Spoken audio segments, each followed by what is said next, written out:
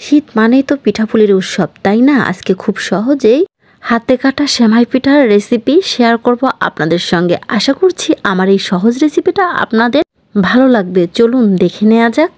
একটা প্যানে আমি গুড় জাল করে নিয়েছি, আর আগে থেকে দুধ ঘন করে জাল দিয়ে নিয়েছিলাম, সেটা আমি এখন ঢেলে দিলাম।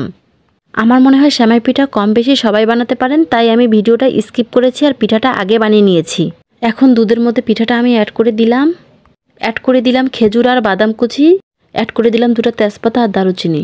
এখন দিয়ে দেব হাফ কাপ নারিকেল কোড়া, তারপর অ্যাড করে দিব কিশমিশ, আপনারা দেখতেই পাচ্ছেন। এখন আমি সবগুলো ভালোভাবে নেড়ে নিব।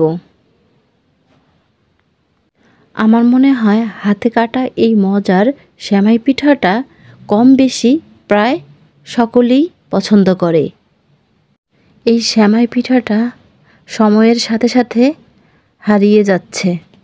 আপনারা চাইলে এই সেমাই পিঠাটা সংরক্ষণ করে রাখতে পারেন।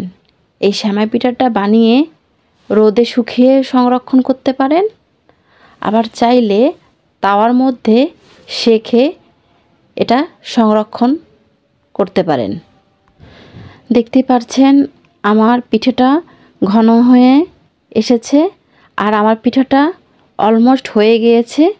আর আমি এই পিঠাটা পাতলা না, ঘনটাই আমার খেতে ভালো লাগে, তাই এই তো আর একটু ঘন হয়ে আসলে এটা আমি নামিয়ে পরিবেশন করে নিব।